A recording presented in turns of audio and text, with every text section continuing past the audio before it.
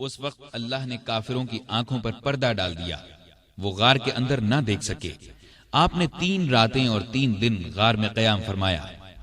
عامر بن فہیرہ دودھ پہنچاتے رہے، آپ کی بیٹی اسما رات کو کھانا پہنچاتی رہی، اور عبداللہ رضی اللہ عنہ دن بھر کی خبریں بھی سناتے رہے۔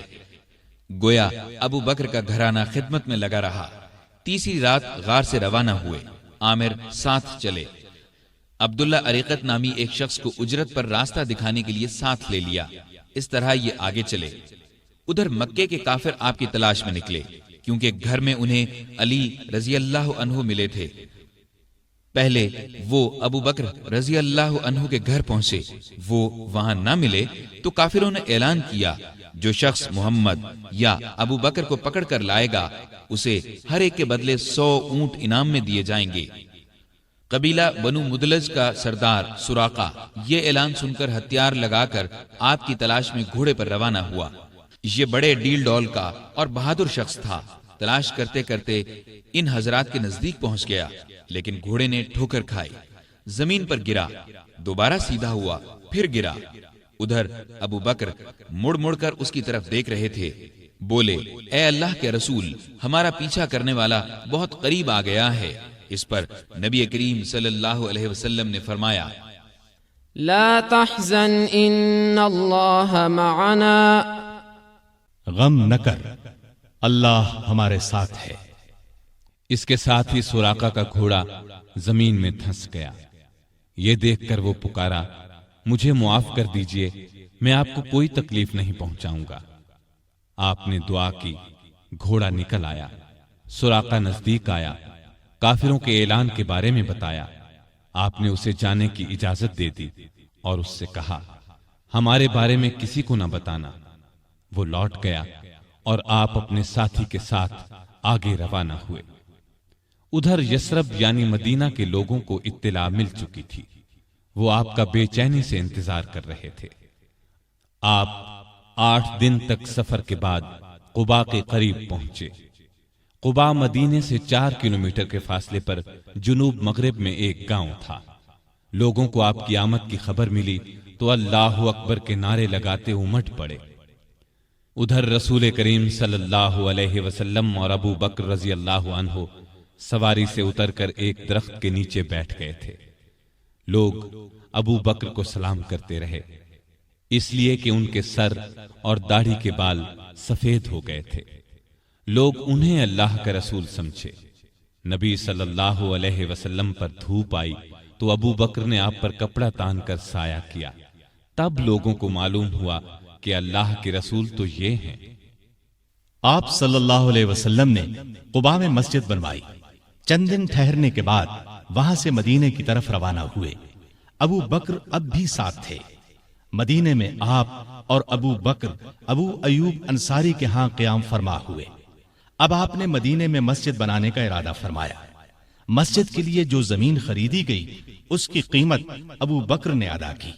تمام مسلمانوں نے بڑھ چڑھ کر مسجد کی تعمیر میں حصہ لیا۔ ابو بکر بھی کسی سے پیچھے نہ رہے۔ پھر ابو بکر نے اپنے گھر کے باقی افراد کو بھی مکے سے مدینے بلا لیا، لیکن والد اور ایک بھائی نے ابھی اسلام قبول نہیں کیا تھا، وہ مکے ہی میں ٹھہرے رہے۔ ابو بکر رضی اللہ عنہ کی والدہ بھی بوڑھے شوہر کی وجہ سے وہیں رکی رہیں۔ مدینے میں آپ نے اپنا کام یعنی کپڑے کی تجارت پھر سے شروع کر دی، لیکن زیادہ وقت نبی کریم صلی اللہ علیہ وسلم کی خدمت میں بسر کرنے لگے۔ آپ ہر جگہ رسول اللہ صلی اللہ علیہ وسلم کے ساتھ جاتے۔ ابو بکر صدیق رضی اللہ عنہ نے ہر طرح کے جہاد میں حصہ لیا، دین کی خاطر ہر قسم کی سختیاں برداشت کی، اپنا مال اللہ کے راستے میں بے دریغ خرچ کیا، جان کی بازی لگا کر اللہ اور اس کے رسول صلی اللہ علیہ وسلم کے دشمنوں سے لڑے۔ آپ غزوہ بدر میں شریک ہوئے۔ اس لڑائی سے پہلے آپ نے پرجوش انداز میں مسلمانوں سے کہا، ہم آخری دم تک لڑیں گے۔ میدان جنگ میں نبی کریم صلی اللہ علیہ وسلم بہت دیر تک دعا کرتے رہے تو ابو بکر کا دل بھر آیا اور انہوں نے یہ الفاظ کہے، اے اللہ کے رسول، اب بس کیجئے، آپ بہت دعا مانگ چکے، اللہ آپ سے کیا ہوا وعدہ ضرور پورا فرمائے گا۔ لڑائی کے دوران جو کافر آپ صلی اللہ علیہ وسلم کی طرف بڑھتا، ابو بکر فوراً اس پر حملہ آور ہوتے۔ ابو بکر کے بیٹے عبد الرحمن ابھی مسلمان نہیں ہوئے تھے، کافروں کے لشکر میں موجود تھے۔ کچھ عرصے بعد وہ اسلام لے آئے۔ اس وقت انہوں نے بتایا، ابا جان، بدر کی لڑائی میں آپ میری تلوار کے زد میں آئے تھے، لیکن میں نے وار نہیں کیا تھا۔ یہ سن کر ابو بکر نے فرمایا، لیکن اگر تم میری تلوار کی زد میں آ جاتے تو میں تمہیں ہرگز نہ چھوڑتا۔ اس کے بعد احد کی لڑائی ہوئی۔ اس لڑائی میں مسلمانوں کے ایک دستے کی غلطی کی وجہ سے مسلمانوں کے پاؤں اکھڑ گئے۔ اس وقت کافر چاروں طرف سے آپ صلی اللہ علیہ وسلم پر ٹوٹ پڑے۔ اس وقت جن چند جانثاروں نے آپ کے ساتھ دشمن کا مقابلہ کیا، ان میں سے ایک ابو بکر رضی اللہ عنہ بھی تھے۔ خندق کی لڑائی میں ابو بکر فوج کا ایک دستہ لے کر خندق کے ایک حصے کی حفاظت کرتے رہے۔ بعد میں اس جگہ مسجد بنائی گئی جو مسجد صدیق کے نام سے مشہور ہوئی۔ بیعت رضوان کے موقع پر صلح کی چند شرائط مسلمانوں کو پسند نہ آئیں تو وہ ابو بکر کے پاس آئے اور اپنا خیال ظاہر کیا۔ ابو بکر نے ان سے فرمایا، آپ اللہ کے رسول ہیں، جس طرح اللہ حکم دیتا ہے اسی طرح کرتے ہیں، اللہ ان کی مدد کرے گا، تم ان کی اطاعت کرتے رہو، اللہ کی قسم وہ حق پر ہیں۔ خیبر کی لڑائی میں بھی ابو بکر رضی اللہ عنہ ساتھ تھے۔ فتح مکہ کے موقع پر بھی ابو بکر ساتھ تھے۔ قریش میں اب مقابلے کی تاب نہیں تھی۔ آپ صلی اللہ علیہ وسلم نے انہیں معاف کر دیا۔ ابو بکر اپنے والد ابو قحافہ کو آپ کی خدمت میں لائے۔ وہ بہت بوڑھے ہو چکے تھے، بینائی بھی زائل ہو چکی تھی۔ ابو بکر نے خواہش ظاہر کی کہ وہ مسلمان ہو جائیں۔ آپ صلی اللہ علیہ وسلم نے ان کے سینے پر ہاتھ پھیرا اور فرمایا، اسلام لے آئیے۔ انہوں نے اسی وقت کلمہ پڑھ لیا۔ غزوہ حنین کے موقع پر جب قبیلہ حوازن نے زبردست تیر اندازی کی تو مسلمانوں کی صفیں ٹوٹ گئیں۔ اس وقت جو صحابہ ثابت قدم رہے ان میں ابو بکر بھی تھے۔ غزوہ طائف میں ابو بکر کے بیٹے عبداللہ کو ایک تیر لگا، وہ زخمی ہو گئے۔ چند دن میں زخم ٹھیک ہو گیا لیکن پھر خراب ہو گیا اور وہ اسی زخم کی وجہ سے فوت ہوئے۔ تبوک کی لڑائی کے موقع پر لشکر کے لیے ہتھیاروں اور سواریوں کی بہت ضرورت تھی۔ آپ نے مسلمانوں سے فرمایا، دل کھول کر مال اور سامان دیں۔ اس پر غریب امیر ہر مسلمان نے مال، سامان، اونٹ، گھوڑے، غلہ، کھجوریں وغیرہ آپ کی خدمت میں ڈھیر کر دی۔ ابو بکر اپنے گھر کا تمام سامان اور ہر چیز لے آئے۔ نبی کریم صلی اللہ علیہ وسلم نے پوچھا، ابو بکر بال بچوں کے لیے کیا چھوڑا؟ انہوں نے عرض کیا، ان کے لیے اللہ اور اللہ کا رسول کافی ہیں۔ لڑائی میں آپ صلی اللہ علیہ وسلم نے ساری فوج کا انتظام ابو بکر رضی اللہ عنہ کے سپرد کیا۔ فوج کا بڑا جھنڈا بھی انہی کو دیا۔ تبوک مدینے سے 686 کلومیٹر دور ہے۔ مسلمان تکلیفیں اٹھاتے وہاں پہنچے۔ تبوک سے واپسی کے بعد حج کے دن قریب آئے تو آپ صلی اللہ علیہ وسلم نے ابو بکر کو امیر حج مقرر فرمایا۔ انہوں نے لوگوں کو حج کرایا۔ ہجرت کے 10ویں سال رسول کریم صلی اللہ علیہ وسلم خود حج کے لیے مکہ تشریف لے گئے۔ ابو بکر رضی اللہ عنہ اور ہزارہا مسلمان آپ کے ساتھ تھے۔ آپ کا سامان ابو بکر کی اونٹنی پر لادا گیا۔ 11 ہجری میں آپ نے ایک لشکر شام بھیجنے کے لیے تیار کیا۔ اس لشکر کا سردار آپ نے اپنے ایک پیارے نوجوان اسامہ بن زید رضی اللہ عنہ کو مقرر فرمایا۔ اس لشکر کو بھیجنے کا مقصد یہ تھا کہ روم کے بادشاہ سے موتا کی لڑائی کا بدلہ لیا جائے۔ موتا کی لڑائی 8 ہجری میں ہوئی تھی اور اس میں رومی عیسائیوں کے ہاتھوں نبی کریم صلی اللہ علیہ وسلم کے 12 پیارے صحابہ شہید ہو گئے تھے۔ ان میں اسامہ رضی اللہ عنہ کے والد زید بھی تھے۔ اس لشکر میں ابو بکر رضی اللہ عنہ بھی شریک تھے۔ انہوں نے اس بات کی پرواہ تک نہیں کی کہ ان کا سپہ سالار 18-19 سال کی عمر کا ایک نوجوان ہے۔ دراصل وہ اللہ کے سپاہی تھے اور جو بات اللہ کے رسول صلی اللہ علیہ وسلم کو پسند تھی وہی انہیں بھی پسند تھی۔ حج سے واپسی پر نبی صلی اللہ علیہ وسلم نے مسلمانوں کو یہ خطبہ دیا، اللہ نے اپنے ایک بندے کو اختیار دیا کہ چاہے تو دنیا کی نعمتوں کو قبول کر لے اور چاہے تو اللہ کے پاس جا کر ان نعمتوں کو قبول کرے جو وہاں ملنے والی ہیں۔ تو اس بندے نے اللہ کے پاس جا کر ملنے والی نعمتوں کو قبول کیا ہے۔ یہ خطاب سن کر ابو بکر رضی اللہ عنہ رونے لگے۔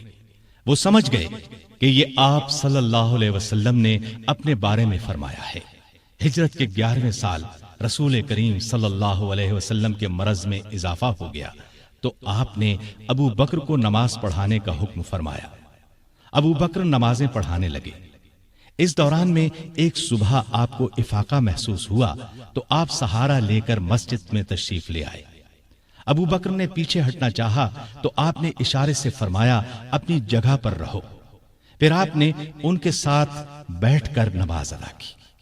ہجرت کے 11ویں سال 12 ربیع الاول بروز پیر آپ صلی اللہ علیہ وسلم نے رحلت فرمائی۔ وہ دن ابو بکر کی زندگی کا سب سے بڑے صدمے کا دن تھا۔ انہوں نے نبی کریم صلی اللہ علیہ وسلم کی پیشانی کو بوسہ دیا اور فرمایا میرے ماں باپ آپ پر قربان، اللہ آپ پر 2 موتیں جمع نہیں کرے گا۔ جو موت اللہ نے آپ کے لیے لکھ دی وہ آ چکی، اب آپ پر کبھی موت نہیں آئے گی۔ اس وقت صحابہ کی حالت بہت نازک تھی۔ سیدنا عمر فاروق رضی اللہ عنہ ننگی تلوار لیے اعلان کرتے نظر آئے، جو شخص یہ کہے گا کہ رسول اللہ صلی اللہ علیہ وسلم نے وفات پائی میں اسے جان سے مار ڈالوں گا۔ ابو بکر نے ان کی یہ تقریر سنی تو فرمایا اے عمر سنبھلو اور چپ ہو جاؤ۔ پھر آپ نے لوگوں کے سامنے تقریر کی، لوگو جو شخص محمد صلی اللہ علیہ وسلم کو پوچھتا تھا وہ جان لے کہ محمد صلی اللہ علیہ وسلم وفات پا گئے ہیں، اور جو اللہ کو پوچھتا تھا وہ سمجھ لے کہ اللہ زندہ ہے، وہ کبھی نہیں مرے گا۔ ان الفاظ کے بعد آپ نے قرآن مجید کی یہ آیت تلاوت فرمائی، وما محمد إلا رسول قد خلت من قبله الرسل أفإن مات أو قتل انقلبتم على أعقابكم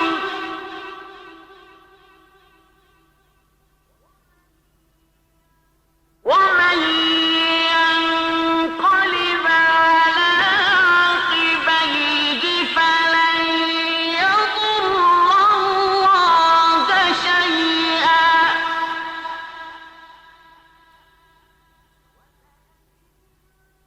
وسيجزي الله الشاكرين۔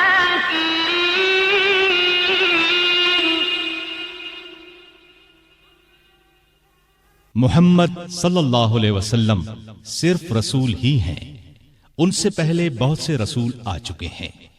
کیا اگر ان کا انتقال ہو جائے یا شہید ہو جائیں تو تم اسلام سے اپنی ایڑیوں کے بل پھر جاؤ گے؟ اور جو کوئی پھر جائے اپنی ایڑیوں پر تو ہرگز اللہ تعالیٰ کا کچھ نہ بگاڑے گا۔ ان قریب اللہ تعالیٰ شکر گزاروں کو نیک بدلہ دے گا۔ ابو بکر رضی اللہ عنہ کی تقریر سن کر لوگوں کو یقین آ گیا کہ رسول اللہ صلی اللہ علیہ وسلم واقعی ان سے جدا ہو چکے ہیں۔ آپ کی وفات کے بعد مسلمانوں نے متفقہ طور پر جناب ابو بکر صدیق کو خلیفہ چن لیا۔ خلیفہ بنائے جانے کے بعد انہوں نے یہ خطبہ دیا، لوگو اللہ کی قسم میں نے کبھی تمہارا امیر بننے کی خواہش نہیں کی۔ تم نے ایک ایسا بوجھ مجھ پر ڈال دیا ہے جس کے اٹھانے کی طاقت میں اپنے اندر نہیں پاتا، اور اللہ کی مدد کے بغیر اس کو نہیں سنبھال سکتا۔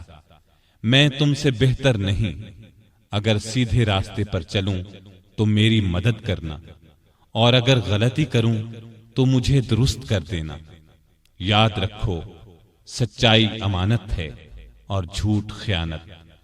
تم میں سے جو کمزور ہے وہ میرے نزدیک طاقتور ہے، یہاں تک کہ اس کا حق دلوا دوں، اور تم میں سے جو طاقتور ہے وہ میرے نزدیک کمزور ہے، یہاں تک کہ اس سے دوسروں کا حق وصول کر لوں۔ جو قوم اللہ کی راہ میں جہاد چھوڑ دیتی ہے وہ ذلیل کر دی جاتی ہے، اور جس قوم میں بے حیائی پھیل جاتی ہے اس پر اللہ کا عذاب نازل ہوتا ہے۔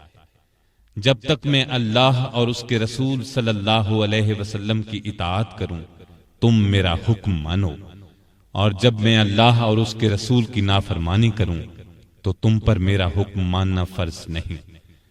اب نماز کے لیے کھڑے ہو جاؤ، اللہ تم پر رحم فرمائے۔ خلیفہ بننے کے بعد ابو بکر نے جو سب سے پہلا حکم جاری کیا وہ یہ تھا کہ اسامہ کے لشکر کو شام جانے کے لیے تیار ہو جانا چاہیے۔ مجاہدین فوراً جمع ہونے لگے۔ اسی اثنا میں خبریں آنے لگیں کہ عرب کے بہت سے قبیلوں نے زکوٰۃ ادا کرنے سے انکار کر دیا ہے۔ یہ لوگ ابھی تھوڑا عرصہ پہلے ہی مسلمان ہوئے تھے۔ بعض لوگوں نے نبی ہونے کا جھوٹا دعویٰ کر کے ہزارہا لوگوں کو بے وقوف بنا ڈالا۔ لوگ ان کے گرد جمع ہو گئے۔ یہ حالات دیکھ کر بعض صحابہ نے سیدنا صدیق اکبر کو مشورہ دیا کہ ان حالات میں اسامہ کے لشکر کو بھیجنا مناسب نہیں، بہتر یہ ہے کہ اس کو روک دیا جائے تاکہ دشمن مدینے پر حملہ کریں تو ان کا مقابلہ کیا جا سکے۔ لیکن ابو بکر نے یہ مشورہ ماننے سے انکار کر دیا اور فرمایا، اللہ کی قسم، اگر مدینہ اس طرح آدمیوں سے خالی ہو جائے کہ درندے اور کتے مجھے پھاڑ کھائیں، تب بھی میں اس لشکر کو شام جانے سے نہیں روکوں گا جس کو رسول اللہ صلی اللہ علیہ وسلم نے شام جانے کا حکم فرمایا تھا۔ اب بعض صحابہ نے یہ مشورہ دیا کہ لشکر کا سپہ سالار نو عمر اسامہ کی جگہ کسی عمر رسیدہ تجربہ کار صحابی کو بنا دیا جائے۔ یہ سن کر ابو بکر کو غصہ آ گیا۔ انہوں نے فرمایا، یہ تم کیسا مشورہ دے رہے ہو؟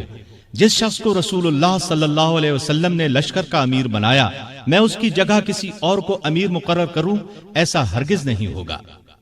پھر ابو بکر رضی اللہ عنہ لشکر کو رخصت کرنے کے لیے خود مدینے سے باہر مقام جرف پر پہنچے، دور تک انہیں چھوڑنے گئے۔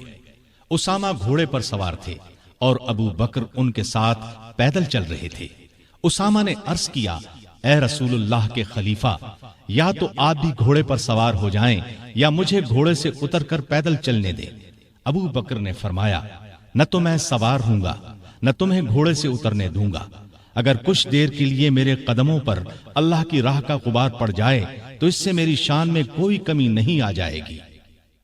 پھر آپ نے لشکر کو رخصت کیا، انہیں دعا دی۔ اسامہ کا یہ لشکر شام کے عیسائیوں کو سزا دے کر قریباً 70 دن بعد واپس لوٹا۔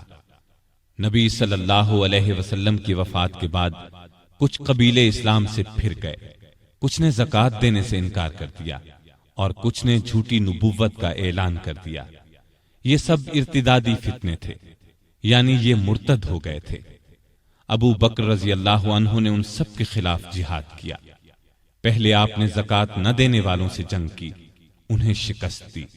پھر خالد بن ولید اور دوسرے سپہ سالاروں کے لشکر جھوٹے نبیوں کی طرف روانہ کیے۔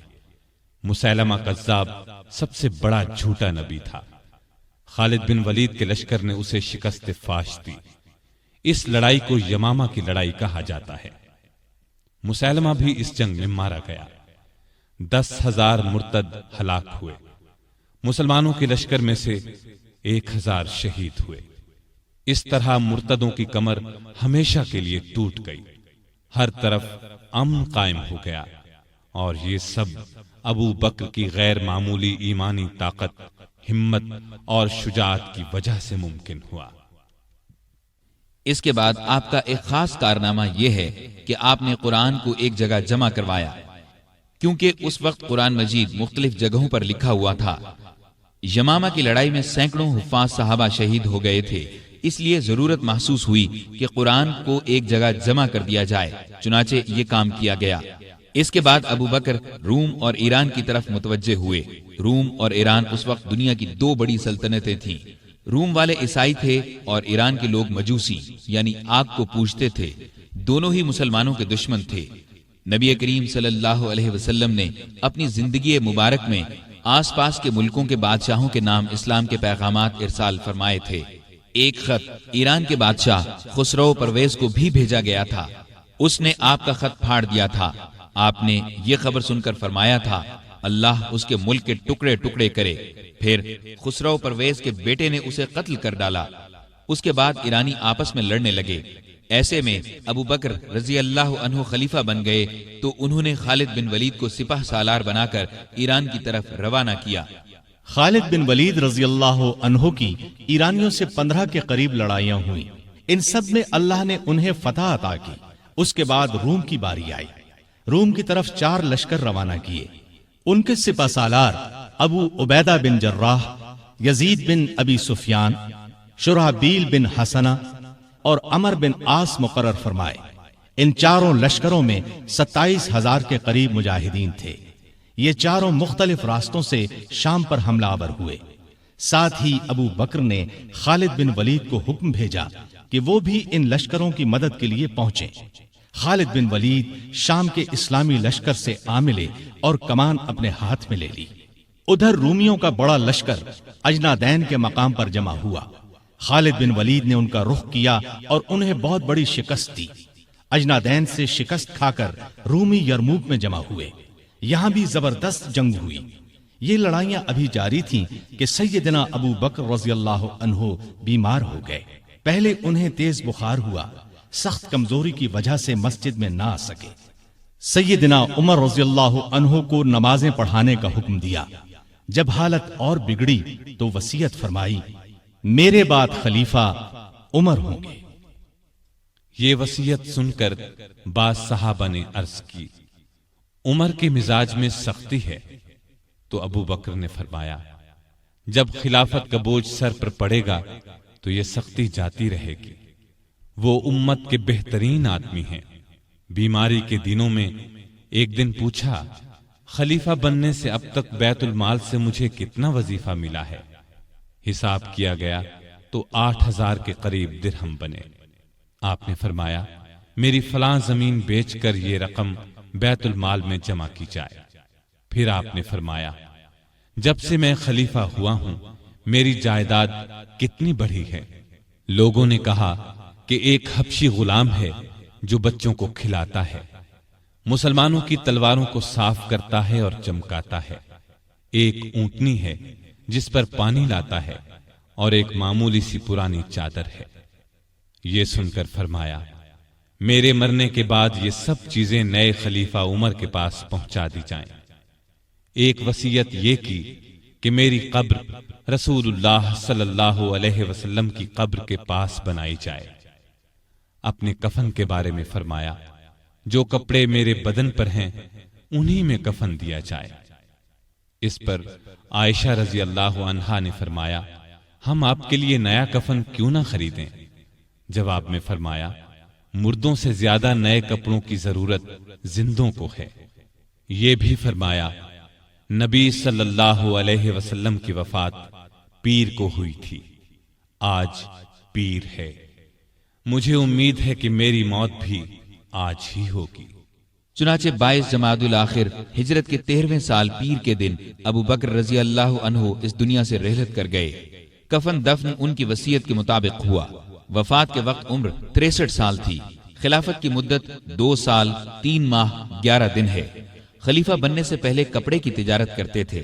جس روز خلیفہ بنائے گئے اس سے اگلے روز کپڑے کے تھان کندھے پر رکھ کر بازار کی طرف نکلے۔ عمر نے دیکھا تو عرض کی، اگر آپ تجارت کرتے رہے تو مسلمانوں کے کام کون سر انجام دے گا؟ اس طرح مسلمانوں کے مشورے سے آپ کا وظیفہ مقرر ہوا۔ یہ اتنا تھا جتنا ایک عام آدمی کا خرچ ہوتا ہے۔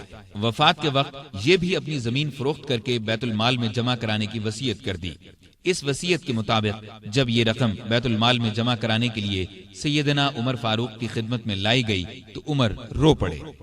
آپ کی شکل نورانی، قد درمیانہ، جسم دبلا پتلا، رنگ گورا تھا۔ لباس بہت سادہ پہنتے، عبادت کا بہت شوق تھا۔ دن کو روزہ رکھتے، رات کو قیام کرتے، تلاوت کے وقت اتنا روتے کہ داڑھی تر ہو جاتی۔ قرآن اور حدیث کے بہت بڑے عالم تھے۔ آپ سے مروی 42 احادیث ہیں۔ لکھنا پڑھنا بھی جانتے تھے۔ مختلف اوقات میں 5 شادیاں کی۔ 3 بیٹے اور 3 بیٹیاں تھیں۔ ان کے نام یہ ہیں: عبداللہ، عبد الرحمن، محمد، اسما، عائشہ اور ام کلثوم رضی اللہ عنہم۔ گھر والوں سے بہت محبت کرتے تھے، لیکن سب سے زیادہ نبی کریم صلی اللہ علیہ وسلم سے محبت کرتے تھے۔ اس محبت کا الفاظ میں بیان ناممکن ہے۔ ہر وقت اپنی جان نبی کریم صلی اللہ علیہ وسلم پر قربان کرنے کے لیے تیار رہتے تھے۔ آپ صلی اللہ علیہ وسلم بھی ہر وقت انہیں اپنے ساتھ رکھتے، کوئی بات ان سے چھپا کر نہیں رکھتے تھے۔ آپ صلی اللہ علیہ وسلم کی خدمت میں صحابہ جڑ کر بیٹھتے تھے، لیکن ابو بکر کے لیے جگہ چھوڑ دی جاتی تھی۔ جب وہ اپنی جگہ پر آ کر بیٹھتے تو آپ ان کی طرف رخ کر لیتے تھے۔ آپ صلی اللہ علیہ وسلم فرمایا کرتے تھے، ابو بکر تمام لوگوں میں مجھے سب سے زیادہ پیارے ہیں۔ آپ صلی اللہ علیہ وسلم نے کئی بار انہیں جنت کی بشارت دی۔ ایک مرتبہ فرمایا، ابو بکر حوض کوثر پر میرے ساتھ ہوں گے۔ ایک مرتبہ نبی کریم صلی اللہ علیہ وسلم نے 10 صحابہ کے نام لے کر فرمایا کہ یہ جنتی ہیں۔ ان میں پہلا نام ابو بکر صدیق کا لیا۔ ابو بکر صدیق غریبوں اور محتاجوں کی بہت مدد کرتے تھے، اللہ کے راستے میں خرچ کرنے میں سب کو پیچھے چھوڑ دیتے تھے۔ اللہ کا خوف اس قدر تھا کہ حساب کے دن کا خیال آنے پر کانپ جاتے تھے۔ فرمایا کرتے تھے، کاش میں ایک تنکا ہوتا، کسی کو کوئی بات کہہ دیتے تو فوراً اس سے معافی مانگ لیتے، لوگوں کو سلام کرنے میں پہل کرتے تھے، پرہیزگاری تو حد درجے کی تھی۔ ایک دن آپ کا غلام کھانے کی کوئی چیز لایا، آپ نے اس میں سے کچھ کھا لیا، لیکن کھانے کے بعد غلام نے آپ سے پوچھا، آپ کو معلوم ہے کہ آپ نے جو کھایا ہے وہ کیا ہے؟ آپ نے فرمایا، بتلاؤ یہ کہاں سے آیا ہے؟ اس نے بتایا کہ زمانہ جاہلیت میں ایک شخص نے مجھ سے کچھ منتر پڑھوایا تھا، یہ اس کی اجرت ہے۔ یہ سن کر ابو بکر نے اپنا ہاتھ منہ میں ڈالا اور جو کچھ پیٹ میں گیا تھا قے کے ذریعے سب کچھ باہر نکال دیا۔ مزاج میں بہت عاجزی تھی۔ خلیفہ بننے سے پہلے محلے والوں کی بکریوں کا دودھ دوہ دیتے تھے۔ خلیفہ بننے کے بعد بھی یہ معمول نہ چھوڑا، لوگوں کو بہت اچھی اچھی نصیحتیں کرتے رہتے تھے۔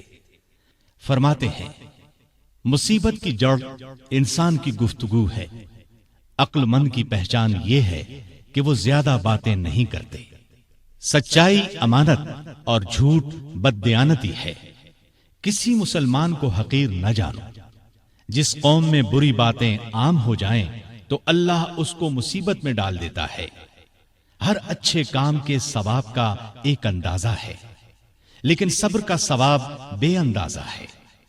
گناہ سے توبہ کرنا ضروری ہے، لیکن گناہ سے بچنا اس سے بھی زیادہ ضروری ہے۔ اس دن پر رو جو تیری عمر سے گزر گیا اور تو نے اس میں کوئی نیکی نہیں کی۔ اللہ تعالیٰ اس وقت تک نفلی عبادت قبول نہیں کرتا جب تک کہ تم فرض ادا نہ کرو۔ جو قوم جہاد کو چھوڑ دیتی ہے اللہ اس کو ذلیل کر دیتا ہے۔ مظلوم کی بد دعا سے بچو کیونکہ اللہ اس کو فوراً سن لیتا ہے۔ علم بغیر عمل کے بیکار ہے۔ بروں کے پاس بیٹھنے سے اکیلے بیٹھ رہنا بہت اچھا ہے۔ دوائیں کھا کھا کر صحت مند نہیں بنا جا سکتا۔ جس پر نصیحت اثر نہ کرے اس کا دل ایمان سے خالی ہے۔ مسکین اور محتاج کو عاجزی اور ادب سے خیرات دو، اس لیے کہ خوشی سے خیرات دینا اس کے قبول ہونے کی نشانی ہے۔ اللہ سے شرم کرو۔ ہر کام کرتے وقت یاد رکھو اللہ تمہیں دیکھ رہا ہے۔ بڑائی پرہیزگاری میں ہے اور عزت عاجزی میں۔ آپس میں بھائی بھائی بن کر رہو جیسا کہ تمہیں اللہ نے حکم دیا ہے۔ ایک دوسرے سے تعلق مت توڑو، کسی سے حسد نہ کرو اور نہ کسی کے خلاف دل میں کینہ رکھو۔ سامعین محترم، ابھی آپ دارالسلام اسٹوڈیو سے خلفائے راشدین کا پہلا حصہ خلیفہ راشد سیدنا ابو بکر صدیق رضی اللہ عنہ سماعت فرما رہے تھے۔ دوسرے حصے میں آپ خلیفہ راشد عمر فاروق رضی اللہ عنہ کے بارے میں حالات و واقعات سنیں گے۔ دارالسلام اسٹوڈیو تلاوت قرآن مجید، ترجمہ، سیرت النبی، قصص الانبیاء، صحابہ کرام، ائمہ اعظام اور محدثین کے حالات و واقعات، نیز نماز، روزہ، حج اور دیگر عبادات کا صحیح طریقہ، بچوں اور عورتوں کے لیے انتہائی دلچسپ اور سچی کہانیاں اور وہ سب کچھ جس سے نئی نسل کی تربیت اسلامی خطوط پر ہو سکے آڈیو کیسٹ اور سیڈیز میں پیش کر رہا ہے۔